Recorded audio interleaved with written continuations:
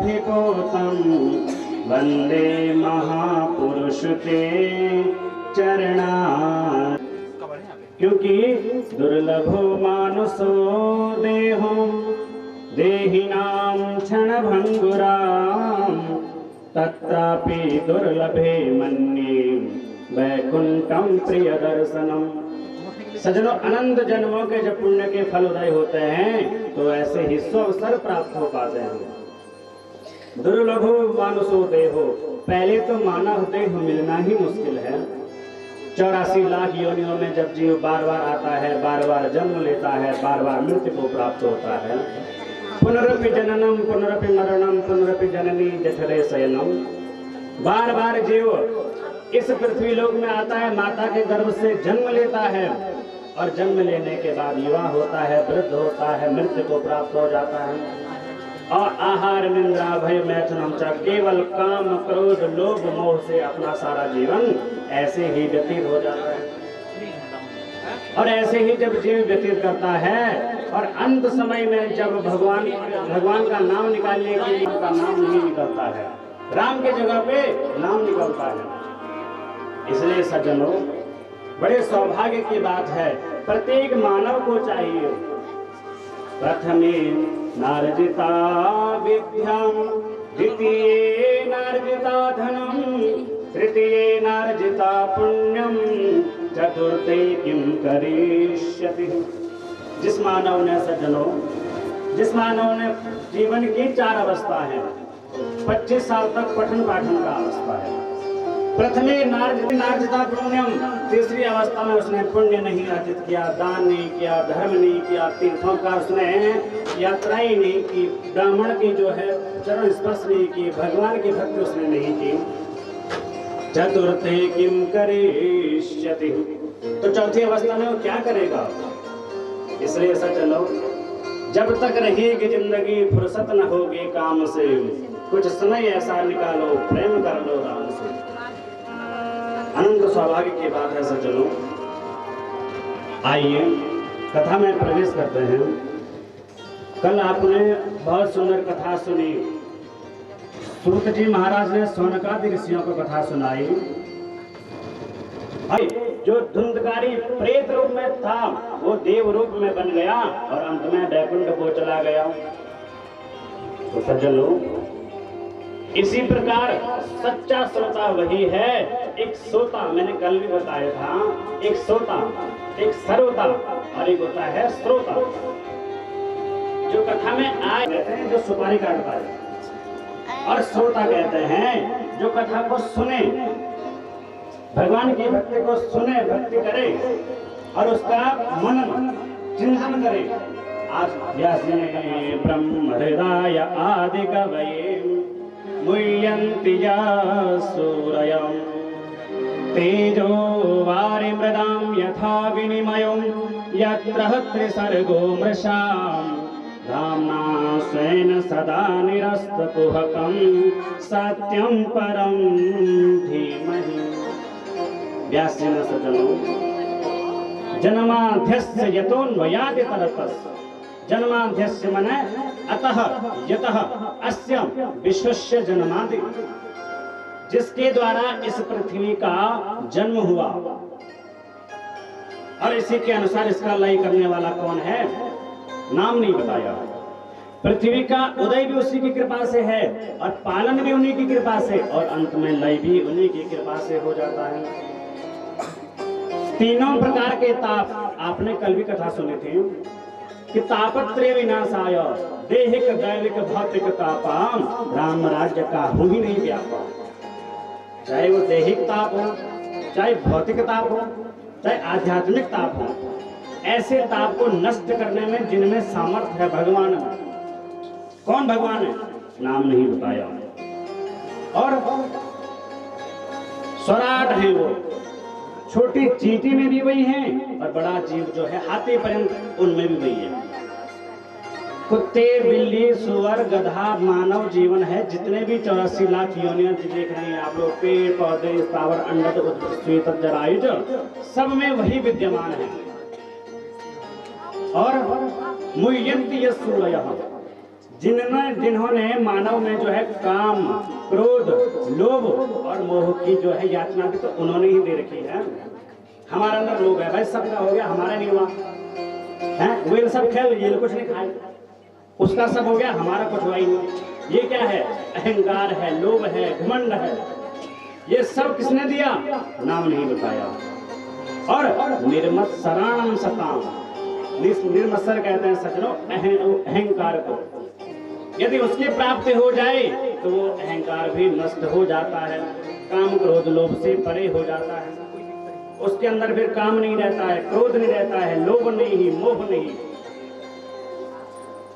और तेजो वारि मृदाम यथा विनिमयो, तेजो में भी जो तेज हैं ऐसे कौन हैं? बोले सत्यम परम धीमहि। वो कौन है? बोले सत्य हैं। और सत्य न दूसर सत्य समाना, धर्म न दूसर सत्य समाना, धर्म न दूसर सत्य समाना, धर्म न दूसर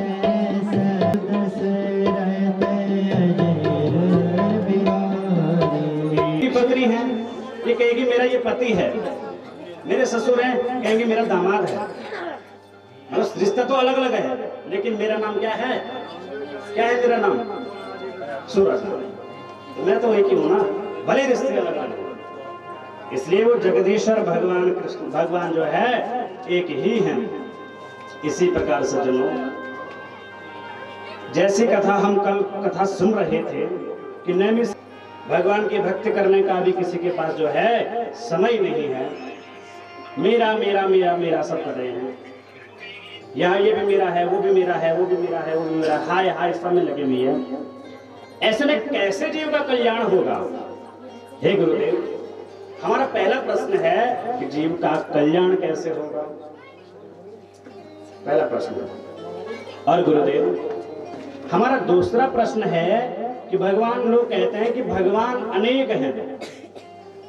कोई कहता है हरि अनंत हरि कथा अनंता, कह है सुन है सब विद सब संता।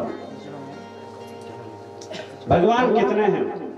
कोई कहता बद्रीनाथ भगवान श्रेष्ठ है, कोई कहता बिलासपुर महादेव श्रेष्ठ है, कोई कहता केदारनाथ भगवान श्रेष्ठ है, कोई कहता भाई हमारे यहाँ तो बड़ा फेमस मंदिर है जी, उसके बराबर मंदिर कोई है नहीं, वहां तो बिल्कुल सिद्धि मिल जाती है, आप वहां जाओगे तो आपके काम सब बन जाएंगे। ऐसे मंदिर है कहीं। तो मैं उसको श्रेष्ठ मानूं कि उसको श्रेष्ठ मानूं कि उसको श्रेष्ठ मानूं? कौन से भगवान श्रेष्ठ है? ये आप हमें बता दीजिए। और भगवान, कई लोग कहते हैं कि भगवान का जन्म होता है, तो भगवान का जन्म कैसे होता है? अभी आपने सुना होगा कि वो भगवान कौन है, न उनका आदि है न उसका अंत का पता है, भगवान एक ही है। फिर हे सूत जी, फिर वो वसुदेव नंदन देवकी नंदन जो है कृष्ण कैसे कहलाया? फिर वो यशोदा का पुत्र कृष्ण कैसे कहलाया? फिर वो दशरथ नंदन कौशला नंदन जो है राम कैसे कहलाया? फिर वो बाली कौन थे? वो वामन भगवान कौन थे? आप जरा स्पष्ट कर दें। और अच्छा, आप बोलोगे कि भगवान का तो अवतार होता है, जन्म नहीं होता है, लेकिन अवतार भी कितने? एक अवतार, दो अवतार, 10 अवतार, 24 अवतार, कितने अवतार? लोग कहते हैं ये भगवान श्रेष्ठ है, वो भगवान श्रेष्ठ है, अवतार भी कितने हुए? और हे गुरुदेव, हमारा पांचवा प्रश्न है कि भगवान ने अवतार लिया और अवतार लेकर के क्या किया? राक्षसों को मारा, संतों को दर्शन दिए, यहाँ आए, क्या किया? ये आप हमें बता दीजिए विस्तार पूर्वक।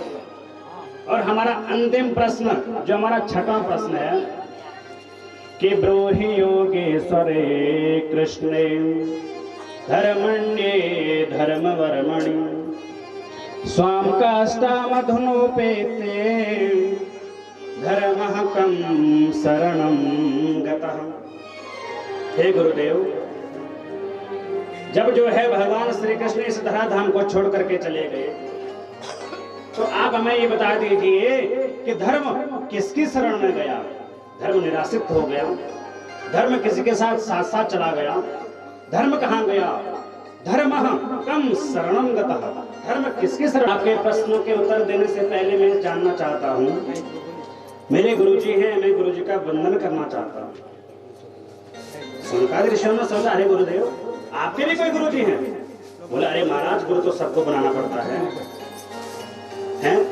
आचार्य देवो भव, पितृ देवो भव, मातृ देवो भव। तो गुरु तो सबको बनाना पड़ता है। बोले, आपके गुरुजी कौन है? बोला, अरे ऋषियों मेरे गुरुजी हैं सुखदेव जी महाराज। यम प्रव्रजंत मनुपे तमपेत कृत्यम द्वैपायनो विरह का तर आजुहावम पुत्रेति तन्मयतया तरवोभिनेदो तम सर्वभूत हृदयं मुनिमानतोस्मि। माता बिटिका के गर्भ में जन्म लिया।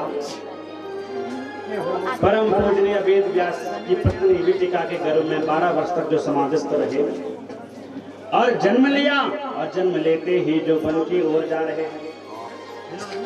वेद व्यास जी उनके पिताजी पीछे बिचारे, पुत्र रुको, अरे पुत्र रुको, लेकिन वो जो हैं सीधे वन की ओर जा रहे हैं। और वृक्ष अभिनेदु, वृक्षों ने उत्तर दिया, अरे व्यास जी तुम किसको पुत्र कह रहे हैं? कौन किसका पुत्र है, कौन किसकी माता है? कितनी बार ये आपका पुत्र बन चुका है, कितनी बार आप इसके पुत्र बन चुके हैं, कौन जानता है? इतना जब सुना व्यास जी महाराज ने, तो उनको लौटाने का प्रयास कर रहे थे, लेकिन लौटा ही नहीं सके। ऐसे जो सुखदेव जी की कथा है, हे गुरुदेव आप हमें विस्तार पूर्वक सुनाइए। और हमने सुना था कि महाभारत में इनका विवाह पीवरी नाम की कन्या से हुआ था और इनका शरीर महाभारत में जला। और सज्जनों, भागवत में सुखदेव जी केवल राजर्षि परीक्षित को कथा सुनाने आए और कथा सुना करके वो चले गए जंगल में। उसके बाद उनका न तो आदि का पता और न ही अंत का पता। ऐसे सुखदेव जी की कथा आप हमें विस्तार पूर्वक सुनाइए। भगवान से, हे भगवान मुझे इस गर्भ से निकालो, मुझे संसार में जाने दो, मैं खूब भजन करूंगा, खूब कीर्तन करूंगा आपका। लेकिन जन्म हुआ और जन्म लेकर के, अरे इसको माँ बोलो, ये तुम्हारी माँ है, ये तुम्हारे पिताजी हैं, ये तुम्हारे दादाजी हैं। और ऐसे करके कभी माँ बोला, पिताजी बोला, दादा दादी, इसमें ही सब लोग जो है वो बढ़ जाता है, मोह माया से लिप्त हो जाता है। तुलसीदास जी ने रामचरितमानस में कहा है कि भूमि गिरत भाम ढाबर पानी, भूमि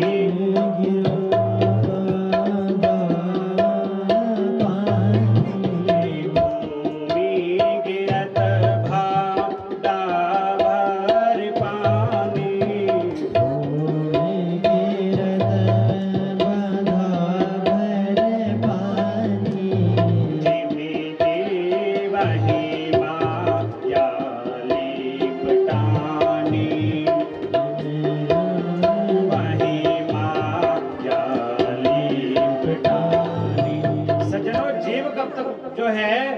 बारिश की बूंद, जब तक बारिश जो है आसमान से टपक रही है तो तब तक वो शुद्ध है, जब तक वो बीच में अटकी हुई है। जैसे ही वो भूमि में गिरी वैसे ही वो मटमैली हो गई। ताला में गिरी पहले तो स्वच्छ थी और नीचे गिरी तो क्या होता है, वो मटमैला पानी सब बन जाता है। तो जैसे ही जीव का जन्म होता है, माँ बाप सब इसमें, दादा दादी से मोह माया में बंधन हो जाता है। तो सुखदेव जी कहते हैं, माता मुझे जो है मृत्यु लोक में नहीं जाना। ये विष्णु की माया बड़ी विचित्र है।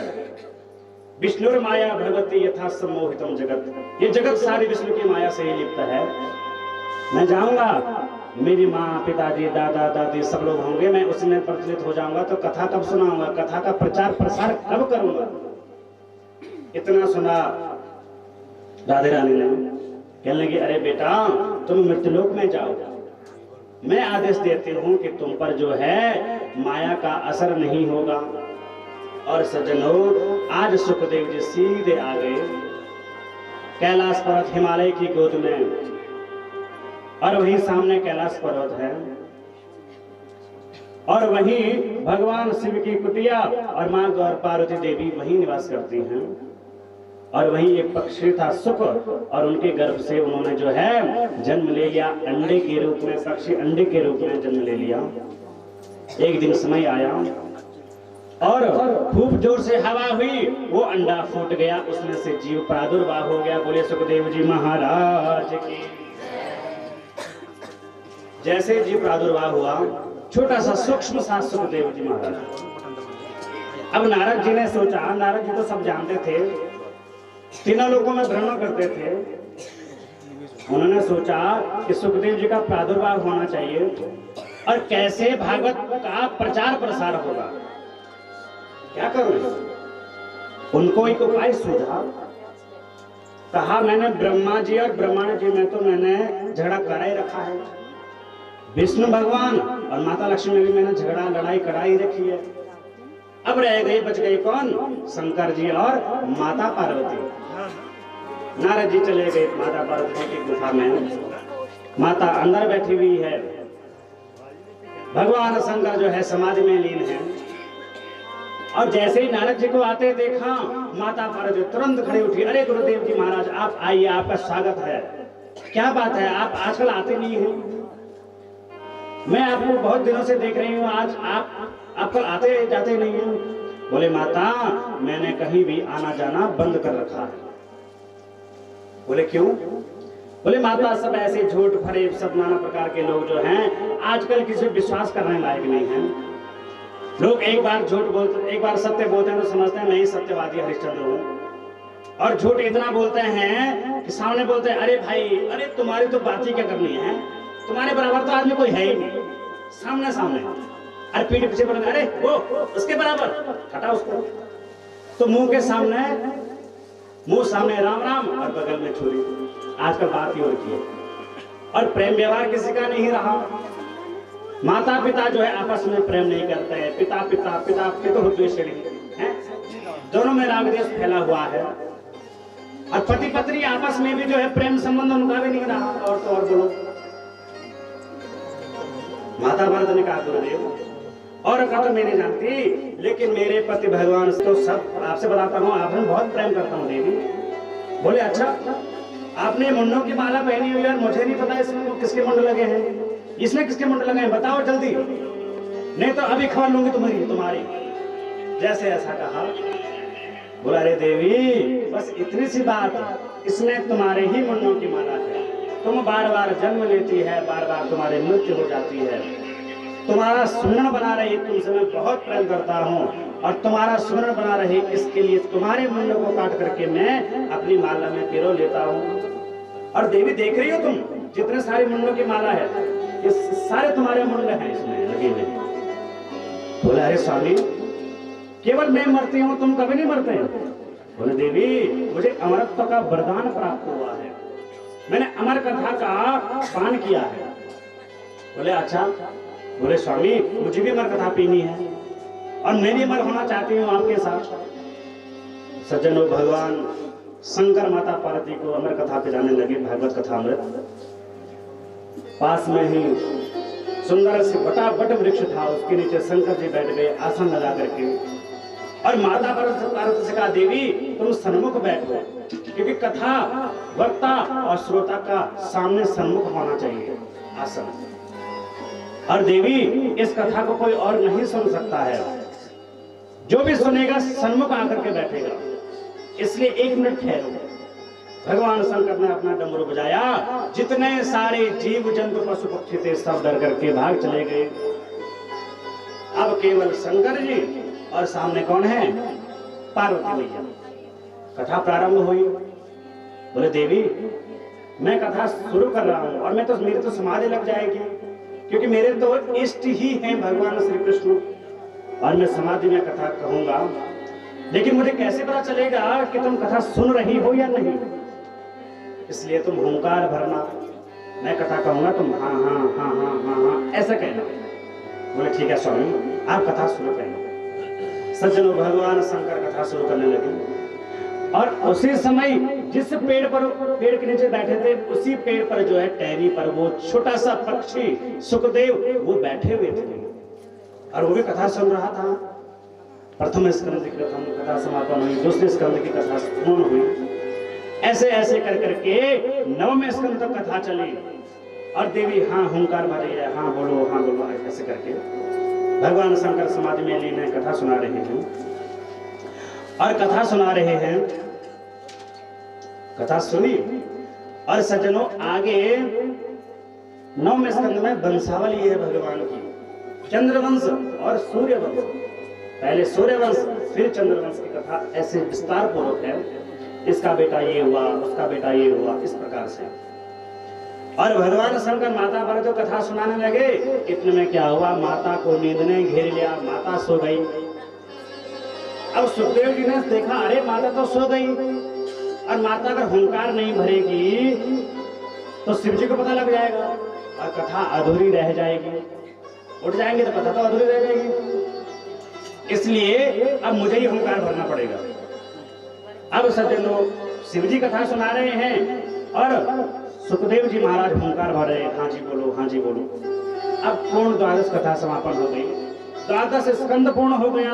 भगवान शंकर ने जय लगाया, बोले श्री कृष्णचंद्र भगवान की, श्रीमद्भागवत महापुराण की, व्यास जी महाराज की। जैसे ही जयकारा लगाया सज्जनों माता की नींद खुली। अरे स्वामी आपने कथा पूरी हो गई? बोले देवी कथा तो पूरी हो गई, अरे मैं तो सो गई थी, वंशावली हुई और मुझे तो नींद आ गई थी। अरे तो फिर हुंकार कौन भर रहा था? इधर उधर देखा तो दिखाई नहीं और देखा ऊपर तो सामने पेड़ की डाल पर पक्षी।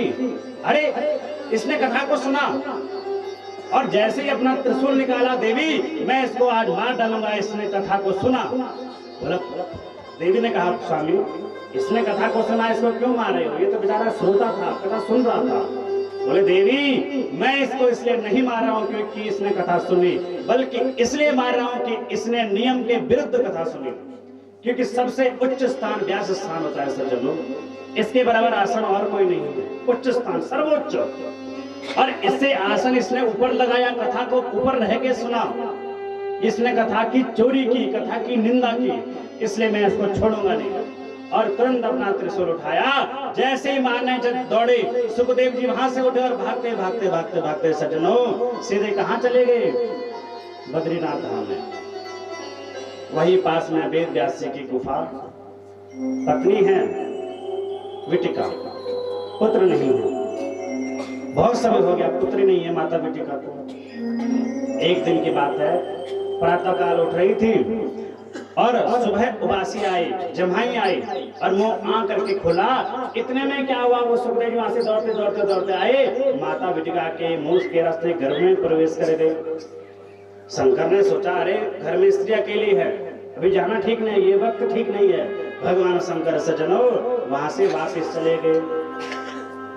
माता विटिका गर्भवती है, समय हुआ 1 साल 2 साल 3 साल 4 साल, बहुत समय हो गया, 12 वर्ष हो गए। बताओ 12 वर्ष तक पुत्र ने जन्म नहीं लिया।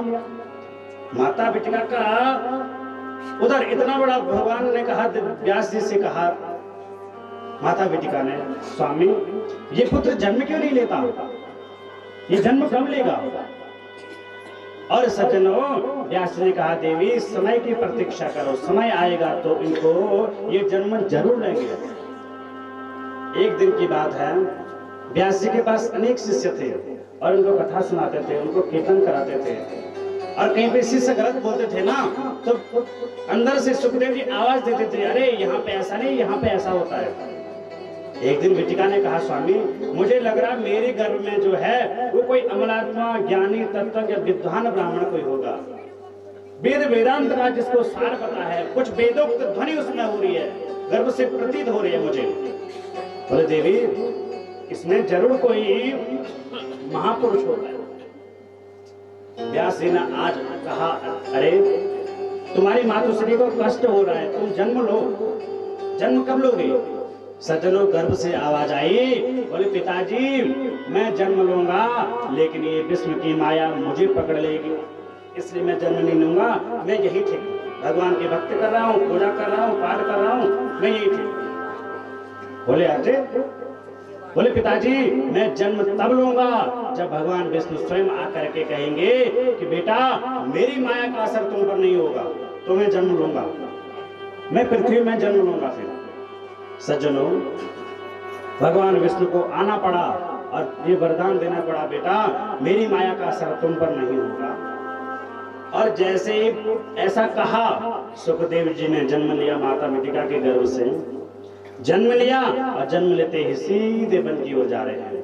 16 वर्षीय जिनकी उम्र है। संस्कार की जरूरत वहां पड़ती है जहां संस्कारों का अभाव हो। वो तो काम, क्रोध, लोभ, मोह सबसे परे है और सीधे जा रहे हैं वन में। व्यास जी ने कहा, अरे बेटा इतना समय हो गया, मेरा एक ही पुत्र है, तुम ही मुझे इतने सालों बाद मेरा एक पुत्र हुआ और तुम भी हमें छोड़ के जा रहे हो। रुका, बेटा रुको, बेटा रुको, बेटा रुको। लेकिन वो सीधे चले गए और उसी प्रकार से आज व्यास जी की वैसी हालत हो गई। कैसी? आगे आप कथा सुनेंगे। त्रेता युग में भगवान श्री राम का वनवास जब हुआ, माता सीता साथ में लक्ष्मण, और रावण जो है माता सीता पर मां का हरण करके लेके चला गया।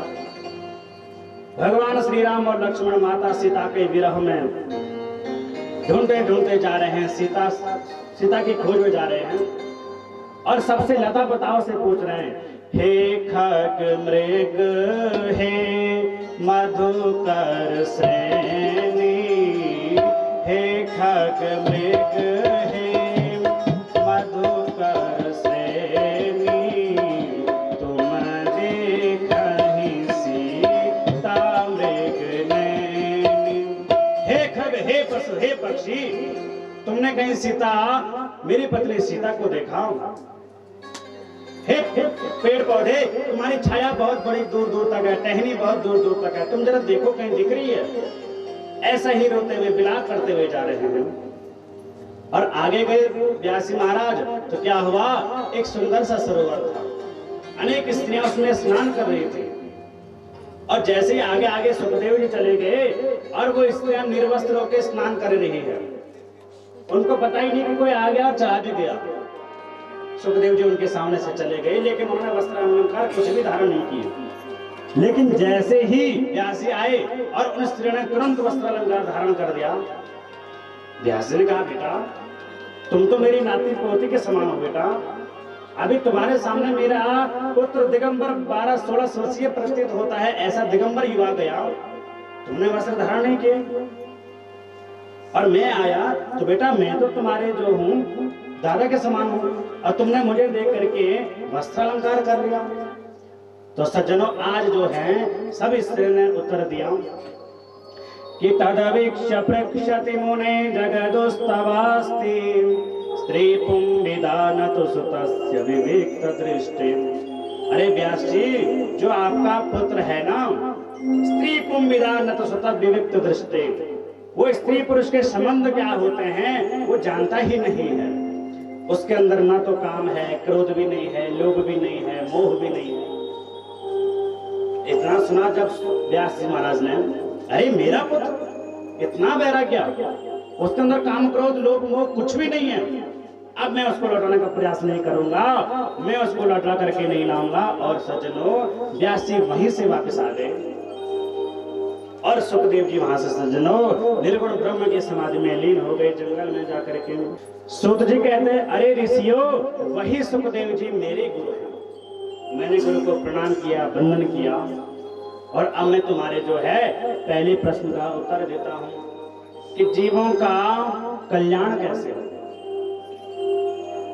बता रहे हैं सूत जी महाराज सौनकादि ऋषियों को कि सवे पुंसाम परो धर्मो यतो भक्तिरधोक्षजे अहेतुक्या प्रतिहता ययात्मा संप्रसीदति।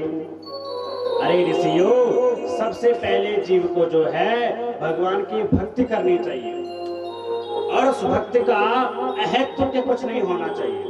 कामना से करोगे भक्ति को तो फायदा क्या होगा?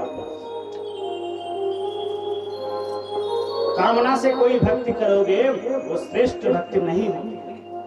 हम दुकान में गए, हमने पैसा दिया, उसने हमें चीनी दे दी, 5 किलो चीनी दी, हमने पैसा दिया, उसने चीनी दे दी, उसका और मेरा संबंध क्या रहा? हम जो है गाड़ी में गए, हमने किराया दिया और घर आ गए, हम उसको भूल गए कौन था वो, कैसा था, क्या था, भूल गए।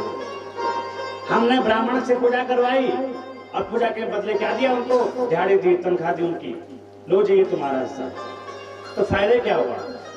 इसलिए अरे ऋषियों, जीव को चाहिए जो भी कार्य करे निष्काम भाव से, निष्कपट भाव से कार्य करे, सबको जो है अपना समझे, अपनत्व करके कार्य करे।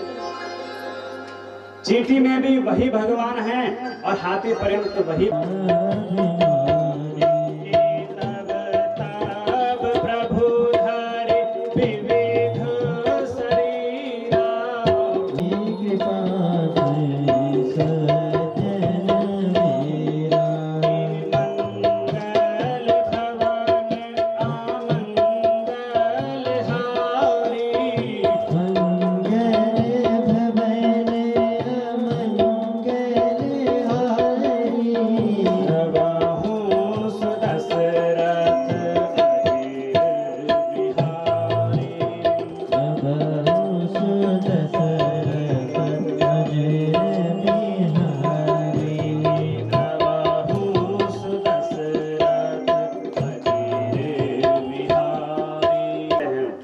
कथा वार्ता कोई नहीं सुनता है, अनेक प्रकार के कर्म कृत्य पाप कर्म सब करते हैं।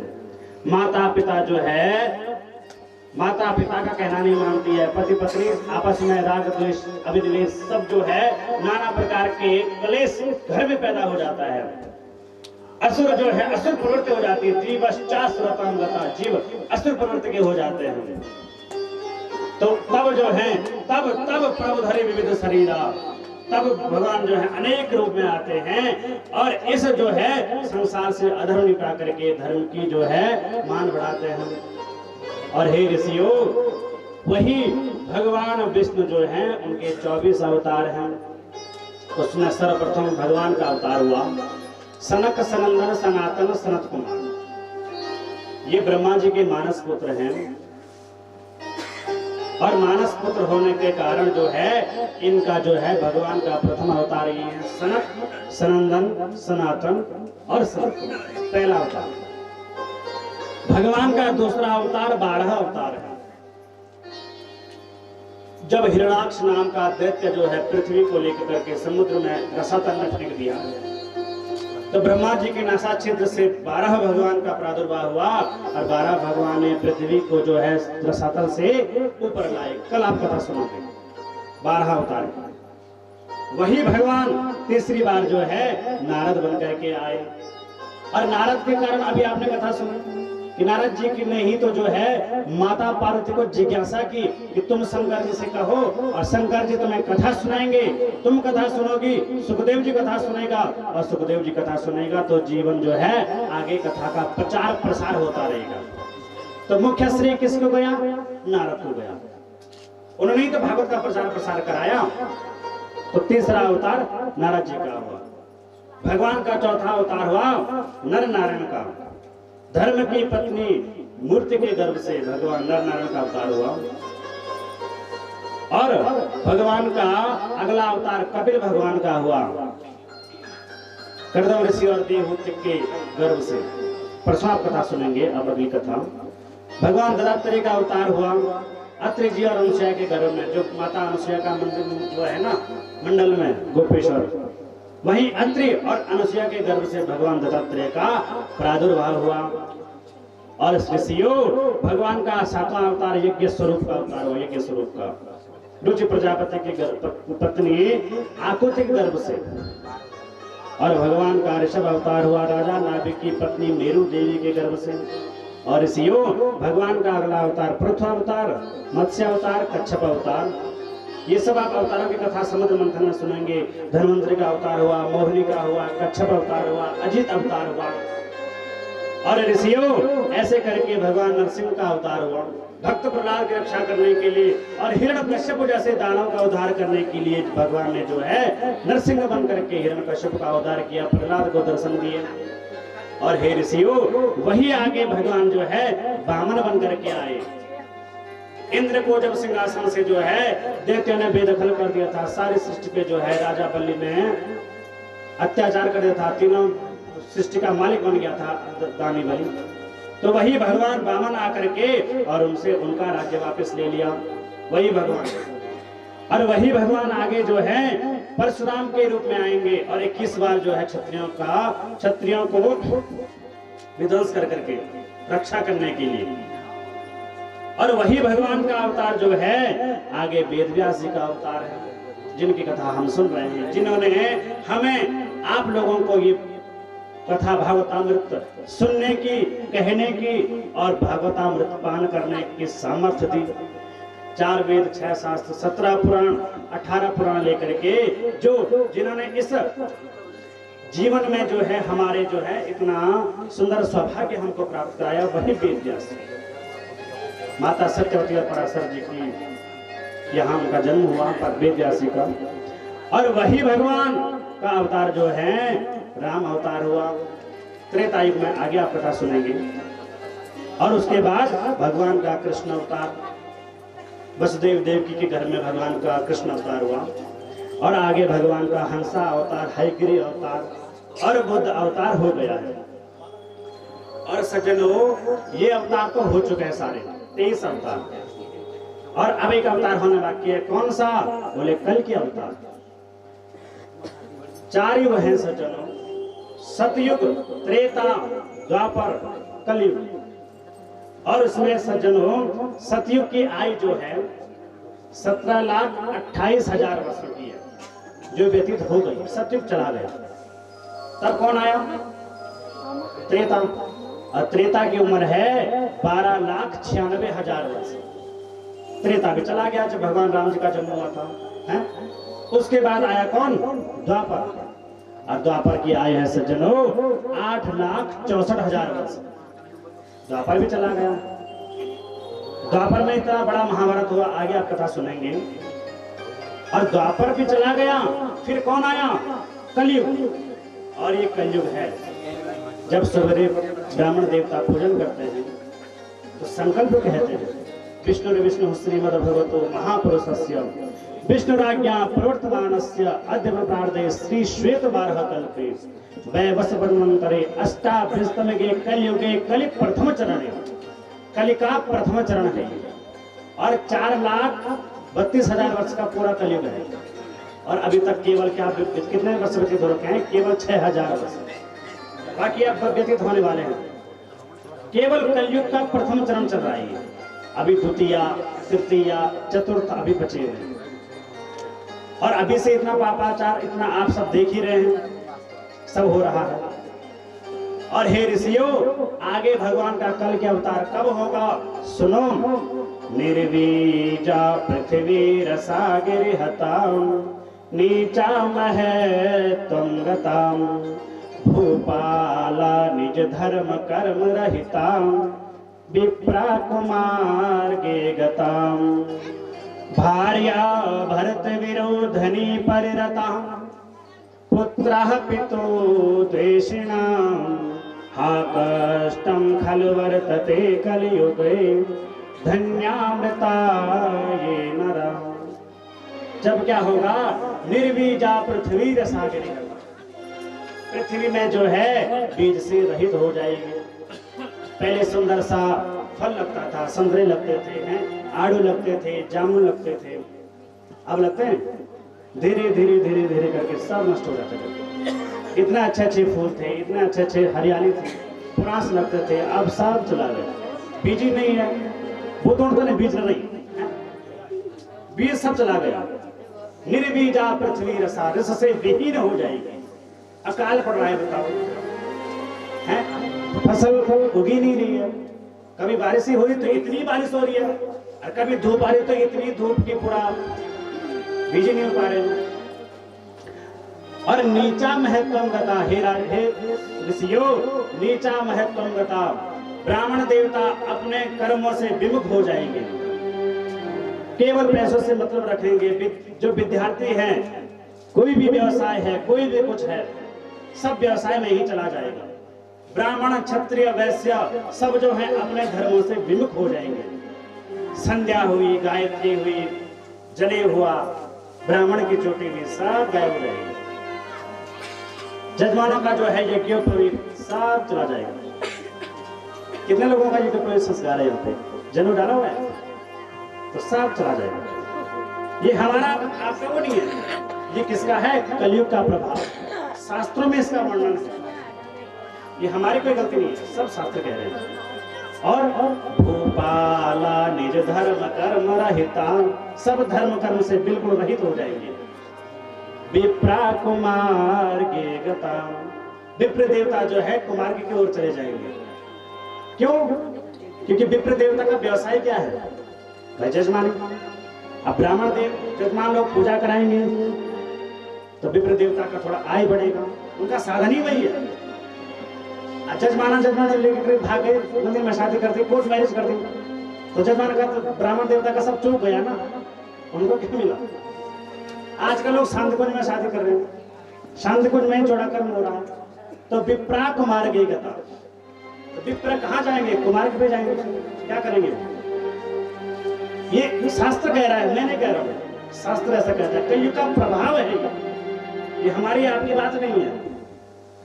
और भार्या भृत विरोधनी पररता, अपनी भार्या है, अपनी पत्नी है, पति से संतुष्ट न होकर के जो है पर पुरुष के साथ रमण करेगी, काम क्रोध ईर्ष्या वगैरह पर पुरुष के साथ रहेगी।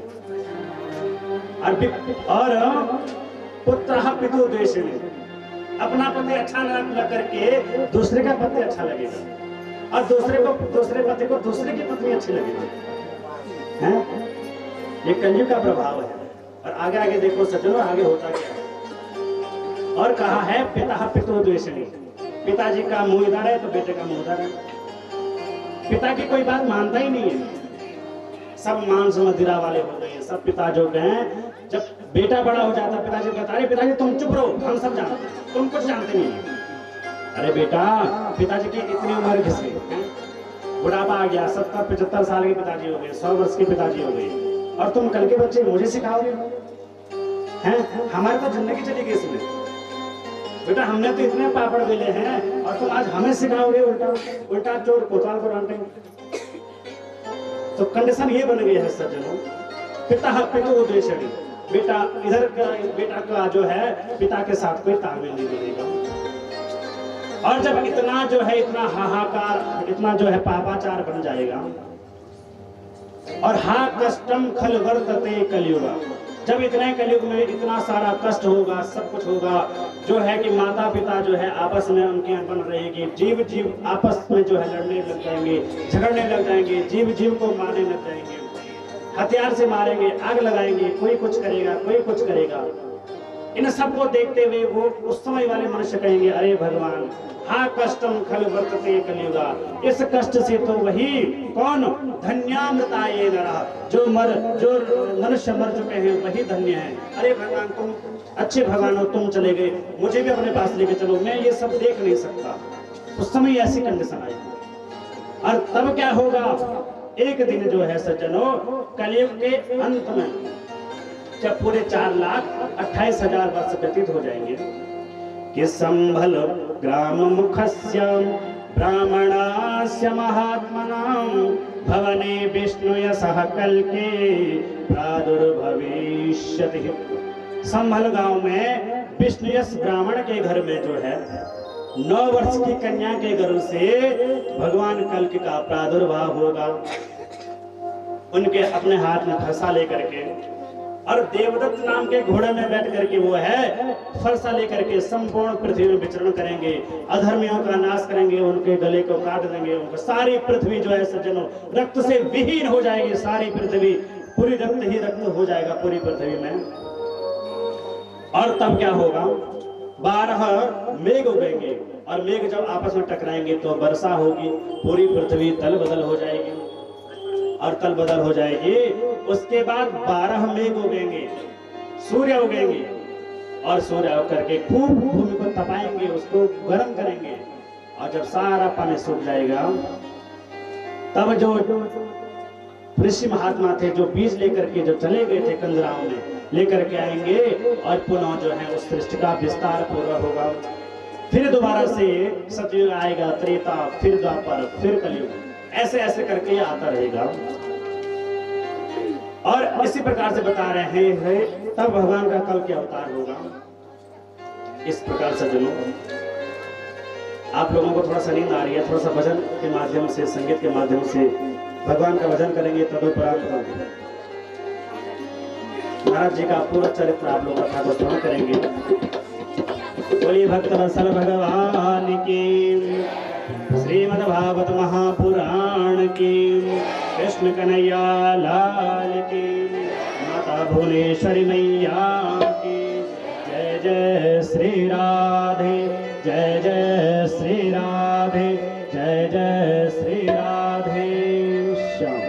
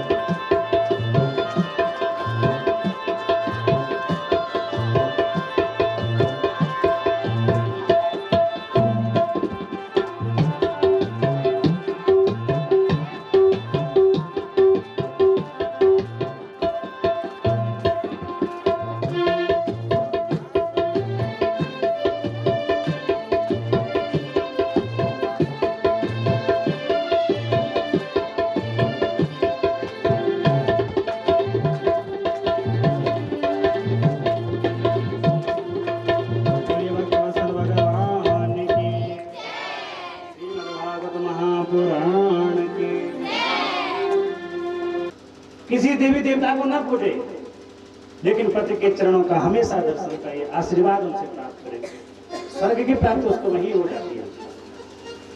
उसके बाद स्त्री का चरित्र दो पल में बदल गया। सोचा ऐसा करती हूँ, इसके जो सब है ना, इसको घसीट करके ले जाते हूँ और सामने मंदिर है। सुबह पंडित जी आते हैं, तुलसी वृक्ष तो तुलसी तोड़ते हैं पेड़ से, और मैं तुलसी के पेड़ के नीचे अपने पति की जो है सबको डाल दूंगी। सुबह होगी, पंडित जी आएंगे, मैं चिल्लाऊंगी कि मेरे पति को मार दिया, मेरे पति को मार दिया। पंडित बेचारा पकड़ा जाएगा, मेरा क्या जा रहा। सुबह हुई, डाल दिया। पंडित जी आए, पूजा की, तुलसी पत्र तोड़ने ही वाले थे, वो चिल्लाए, अरे इसने मार दिया, अरे मेरे पति को पंडित जी ने मार दिया, अरे मेरे पति मर गया, इसने मेरे पति को मार दिया पंडित जी ने। सारा मोहल्ला इकट्ठा हो गया, सब लोग, राजा मंत्री संतरी सब आ गए। अरे क्या हो गया भाई? राजा बहुत रोया, गिर गया, अरे मेरा एक ही पुत्र था, परसों मेरे पुत्र की शादी हुई थी, ये किसने मार दिया इसको? पत्नी ने कहा, राजा के पुत्र की बहू ने कहा, इसने मेरे पति को मारा, और ये ब्राह्मण है, इसने मेरे पति को मार दिया। राजा जानता था ये ब्राह्मण देवता है, इसने नहीं मारा होगा, लेकिन सब सबूत इसके खिलाफ थे, गवाह इसके ज्यादा थे, मारा भी होगा। तुरंत दरबार में प्रवेश किया, सैनिक लोग पकड़ के ले आए पंडित जी को, और पंडित जी ने कहा, अरे सैनिकों सुनो, इसने जिस हाथ से मेरे पुत्र की हत्या की है, इसका वही हाथ काट दो। ब्राह्मण देवता रोए कि अरे मेरी कोई गलती नहीं भाई, मैंने किसी को नहीं मारा, मैं निरपराध हूं, क्यों मारूंगा किसी को। लेकिन सज्जनों, सैनिकों ने एक न सुनी, तलवार निकाली और उसका वही हाथ, दाया हाथ काट दिया। पंडित जी रोए, गिड़गिड़ाए, अरे मेरी क्या गलती थी, मैंने क्या अपराध किया ऐसा, मेरे कौन से कर्म ऐसे होंगे।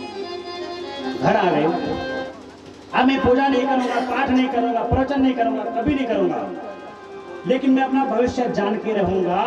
मुझे ये कर्म ऐसा क्यों हुआ, मुझे ऐसा कलंक क्यों लगा, मेरा हाथ क्यों कटा, क्या करूं। अपने गुरुजी के पास गए, बोले गुरुजी मेरा हाथ क्यों कटा, मुझे दशा देख रही हो आप, जरा मेरा भविष्य फल देखो, जन्मपत्र देखो, मुझे ऐसा कष्ट क्यों लगा, ऐसा कलंकित क्यों लगा। गुरुजी ने कहा, बेटा मैं तो भविष्य नहीं बताता, लेकिन मेरे गुरुजी कहीं और है, ऐसा करो तुम उनके पास चले जाओ, वो तुम्हें तुम्हारी शंका का समाधान जरूर बता देगा। आज वो रोते रोते गिड़गिड़ाते चला गया गुरुजी के पास। गुरुजी तो वहां थे नहीं, गुरु माता अंदर थी, दरवाजा बंद था, खटखटाया दरवाजा, और गुरु पत्नी बाहर आई, बोले अरे कौन हो तुम, क्यों यहाँ पे खड़े हो रखे हो।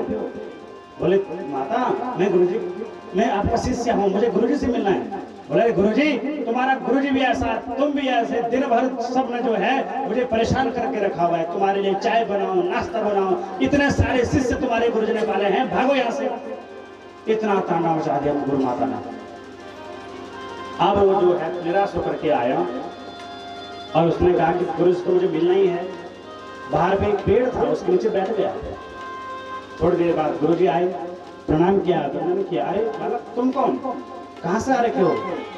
बोले गुरुजी मैं आपके शिष्य का शिष्य हूं और मैं अपना भविष्य फल जानने आया हूं, लेकिन मुझे आप मेरा भविष्य फल बाद में बताना, पहले आप अपना भविष्य फल बता दीजिए।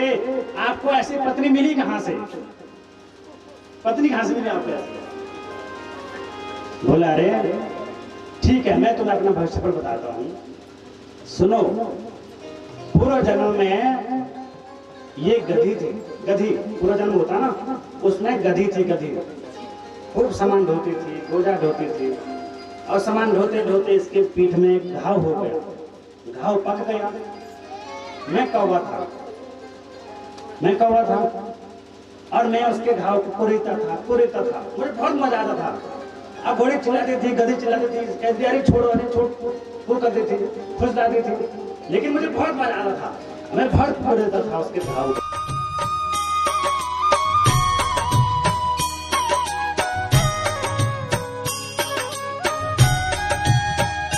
श्रीमन्नारायण नारायण हरे हरे, श्रीमन्नारायण नारायण हरे हरे, श्रीमन्नारायण नारायण हरे हरे श्रीमन्नारायण नारायण हरे हरे तेरी लीला सबसे न्यारी न्यारी हरे हरे तेरी लीला सबसे न्यारी न्यारी हरे हरे हो तेरी लीला सबसे न्यारी न्यारी हरे हरे तेरी लीला सबसे न्यारी न्यारी हरे हरे भजमन नारायण नारायण हरे हरे भजमन नारायण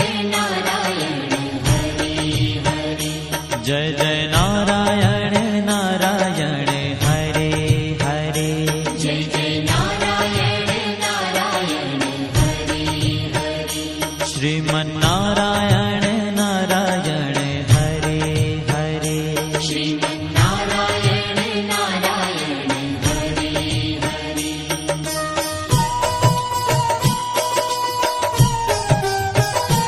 हरि ओम नमो नारायण ओम नमो नारायण हरि ओम नमो नारायण हरि ओम नमो नारायण हरि ओम नमो नारायण ओम नमो नारायण हरि ओम नमो नारायण हरि ओम नमो नारायण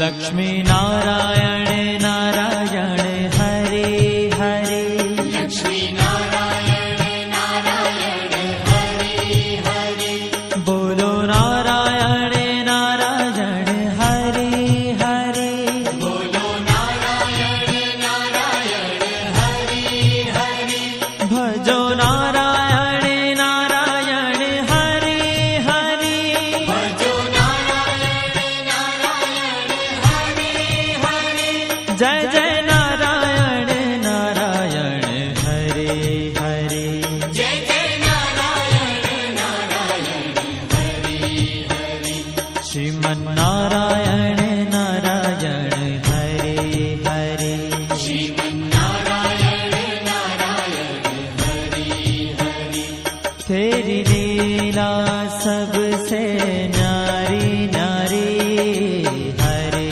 हरे तेरी लीला